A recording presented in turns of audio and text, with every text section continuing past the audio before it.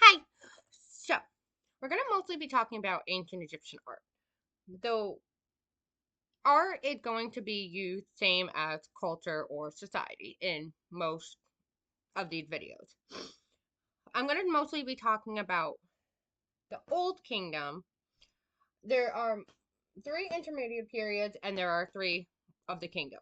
The Old Kingdom, Middle Kingdom, and New Kingdom. Most of our art and most of the culture that we know of Egypt is mostly in the New Kingdom, which is like Ramses, King Tut.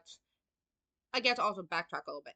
King and Pharaoh will also be used simultaneously because sometimes we call them kings and they were also mostly called pharaohs. So, I mostly want to talk about the Old Kingdom, which is around the 2500 to 2400, the pyramid era, and it's mostly about the fourth-ish kingdom, or fourth dynasty, not kingdom, sorry, fourth dynasty. Now we have a guy. There are a lot of Egyptianologists and archaeologists that are throughout all uh, excavations. There's a lot of them. Right now, we're mostly going to be talking about Reisner. Sorry. So in Reisner, he was an American Egyptianologist, and he was the curator of the Boston Fine Art Museum from about 1914 to 1942. When 1942 is actually when he died. He actually died by the pyramids that he was excavating, and they buried him in Egypt, in Cairo. So we have the pyramids of Giza, and he worked on the pyramid. He is one of the illustrators of one of the pyramids. The third pyramid. He illustrated how it was made, which is a huge. It was just huge. We still have his drawing of how it's made, and I'm pretty sure they said it was not the Fine Arts Museum, which not all, a lot of the art that he found, it's in, but I'm pretty sure they said it was the Boston Science Museum, which I thought it would be in the Art Museum, and why it's in the Science Museum? They're also right next to each other, so you can just, if you end up going to the Art Museum, it's like 10 minutes, 20 minutes maybe to get to the Science Museum. But anyway, not the point. He found was one of the ones who did the tombs of Queen her Hector. I don't know how to pronounce it. Yeah. Hetepheres. Sorry, I literally am not even gonna try. It's a very hard name. Anyway, she was queen. She was the mother of Khufu, Khufu, who actually has one of the Great Pyramids. Now, during his excavation, he is really renowned for how he not interpreted, um, how he illustrated and how he took care of his excavation. One, a lot of the people who worked with him said he was a great guy to work with, but he also is one of the most renowned for how he made sure everything was charted, everything was written down, how it was written down, how it was founded, which is he used some of the tools from other archaeologists when they were finding things. Now, one of my main things I want to mention is when he was doing it from 1914 to 1942, he was actually finding stuff in the Old Kingdom, the pyramids, but this is after we have found King Tut. They have found Pharaoh Tut, Tutankhamun. That was in the 1920s. So this was a little bit. So he was curator and did a lot of other things prior and for um, in that same time period as we found King Tut or Pharaoh Tut tomb. So he's still finding tombs well past when they first made the pyramid. Now I did 2500 to 2400 because there's a few other pyramids, not just the main three, But like you get like the step pyramids and all in the same fourth to fifth dynasty. And so some of the stuff that he has found have been, let me see if I can pull some up. When I figured out how to insert pictures, I will re-update this video. Sorry, I don't know how to do it. Anyway, so he had found a, a lot during his time in excavation, and about half his findings, from what I remember, half of his findings are in the Boston Fine Arts Museum, and the other half, is in the Cairo Museum. Uh, but he found statues and stuff, basically all art that had been found in other locations. What I kind of want to go into is why I said that it could be in society versus art, or even use the same word as art, culture, society, because it's kind of like, think about when you have a bowl, just a normal bowl that you eat from every day.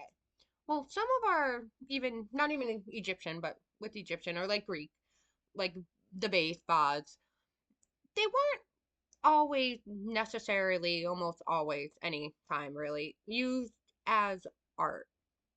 It was more just what they used every day, kind of like us, like a bowl. Where we don't really think of our bowls as art, we just use them every day. They could have decorations, they could be fine china, but how often do we actually care that it's fine china? And even then, you don't use it because it's art, you use it because it's old, or you use it for very certain occasions. Where their art is pretty similar to just like that, where it was more of their culture, yet we put it in our art museums because today they are very artistic. If you want to even think about something like a hieroglyph that, mm, as hieroglyphs, you can even think about it in a form of Reisner studied in Cambridge, then went to Harvard, then went to, where did he go? He went to Germany to learn more about Egyptianology, where he learned, again, at this point, he learned how to read in hieroglyphs and learned how to excavate and how to archive and how to make sure everything he has is written down properly, has been drawn properly during his the archaeology, whatever. Doesn't matter. Sorry. Anyway, so at that point, we already know how to read hieroglyphs from the Rosetta Stone. And the Rosetta Stone had, everybody pretty much knows what the Rosetta Stone is, but it has hieroglyphs on top, Coptic, which is another form of in Egyptian writing eventually after. They had a few. I want to say they would have five, but I can make a video on how many they actually had and how it would um, progress. And each level, so it was hieroglyphs, Coptic, or yeah, straight Coptic, and then Greek. And we learned how to read that much way before we even have any of these excavations.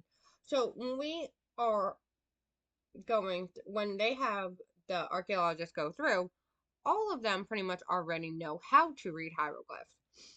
But if you want to go with hieroglyphs, and it even started, I think it started in the intermediate period before the Old Kingdom, but definitely true in the Old Kingdom, they're very specific on how they made the hieroglyph.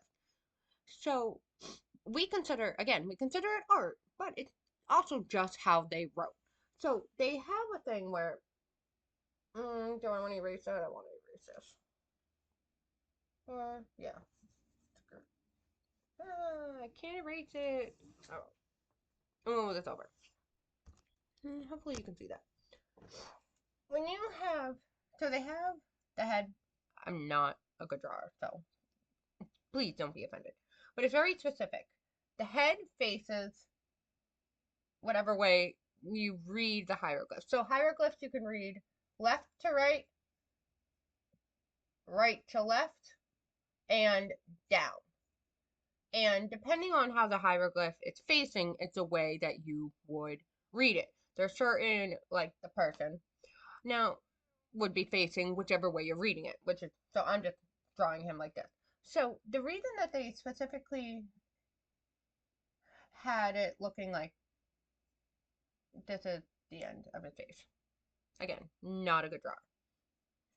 And so the face would be facing, so you could see the eye and the nose defined. So you're going to look at it like this. So you can see the shape of my face to get my facial features. Everybody has different facial features. Now, the torso, so you can tell if it was a man or female, would be facing the audience. So side profile is the face, the body, the torso facing out. So again, you can see if it's a male or female. The legs would be facing, again, sideways. So when I'm standing up, you would see the knee bent. The torso would be facing you to know if you're a male or female, and the profile of the face would make it so you could see the outline of the distinguished facial features. Because when you draw it the other way, if you were drawing it this way, you would lose the facial features. If you were drawing the side chest sideways, so everything is 100% sideways, you would lose your definition exactly on how, if it's a male or female. And if you're doing the legs, same thing. If you're facing forward, you wouldn't get the definition of the knee. And that's how they generally, yes, and they also had certain clothing to help extra distinguish where if they wanted to do a male or female. And I'm saying male or female because that's how sometimes that's how the hieroglyphs will be read. Now, not it's not exactly by like you don't have to specifically have just male or female. Like Queen Pharaoh, how do you say her name? I'll make another video on her, but there's a few pharaoh queens. Not all of them were 100% male. There were at least, well, two. I mean, Queen Pharaoh Cleopatra, but other than her, there was another one who made a huge, beautiful monument for her temple, which is why I'm going to probably make a whole nother video about her.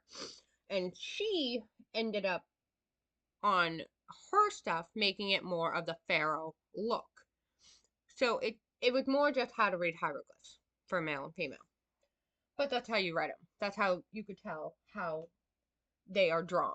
They also are very specific on if they have 18 lines starting at the top of the head, not starting at whatever headdress, if they're the headdress or hair or whatever is on them, because that would be its own height. You don't know exactly what the height was or how hair versus the crowns, the double crowns of Egypt. So they made it so it starts on the top of the head and goes down to the bottom of the feet as their proportionate lines. And they have that throughout all of the art or all of the hieroglyphs was that exact rubric for every single figure. It's just proportion. So everything was in proportional correctly. You see that again, starting from where we have all art. Like I said, we're mostly talking about the Old Kingdom right now, but that is also how they distinguished where and how to proportionately make the Egyptian hieroglyphs of the people that they were making. What else do I want to say? Oh, no, hold on.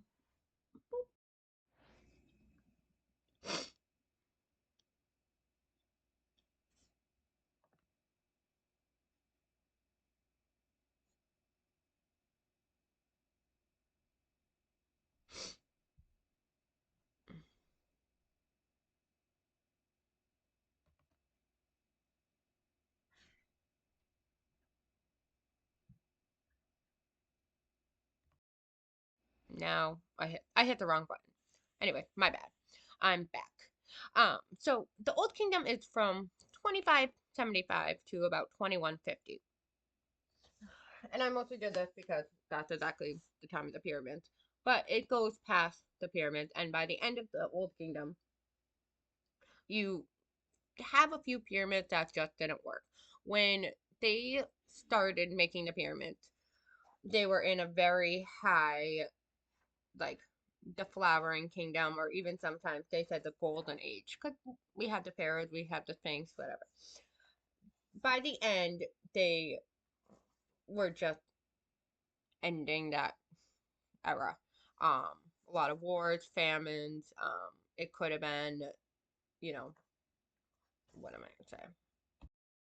It ended, yeah, it ended up having a lot to do with economics and the wealth and just the ending, and how um a lot of, like, say, like, the elites decided to stop making their tombs inside the capital. They decided to make another one. Um, it just ended up, well, ending, and it went into the first, well, the first intermediate pyramid. This one is more just the beginning of how our we know the ancient culture had started. It was not really an intermediate pyramid. We have that in between the old and the middle, but it was a way of how to establish when the culture became a full-on society, and how we progressed during the times, and how they progressed and made more and more uh, buildings, and made a society versus, like, tribes and styles. I think I don't know if I have anything else to say and add to this video. So I'm not sure if I actually taught you anything, but it was interesting to me, as I've been going through my Egyptian classes, specifically in art, which I would probably talk about more of, like, the actual art work itself, um, or to make it establish the culture art child, and maybe some exact tombs that are more tombs, but also buildings and things I have more interest in, more exact detailed on. But I figured that he was a good one to start with on the excavating, because he has a lot of works that are both in the Cairo Museum and the U.S. If you even live in the U.S. or go to the U.S. and say you end up going to Boston, you could see all of them. Though in the book I have, actually I have a few, multiple versions of books. They don't really have some of the stuff that he had done. I can't really find any of the ones very specifically that he found in the Boston Art Museum. Um, and like I said, if I can ever find out how to add photos and, like, have an actual, like, not whiteboard, then I will establish probably a whole, completely take this video out and just make a whole new video once I learn how to establish on how to actually show what I want to do versus what I say versus really terrible drawing skills. Um, but I just found it was interesting that he is really still a real, like, one of the most known archaeologists, um, Egyptianologists, for how he established, like, the diagrams, the pictures, the photographs, how he made the entire area of pretty much at least the Boston Art Museum. There's a lot of other objects inside of the Boston Fine Arts that he didn't specifically get, but a lot of what they have is dedicated to his specific findings, and his specific way of the photographers, and how he established his methods on a archaeologist site, and how a lot of the people after him have done everything he had done, has been one of the ways that we really establish how to properly um, talk about each site and what they're doing and how they're going to enhance the findings by making sure that everybody knows exactly how, where, when, and why they found, they take the objects out and make it very, to me, very accurate and not just ransacking the place, which unfortunately some of the archaeologists had did. So goodbye.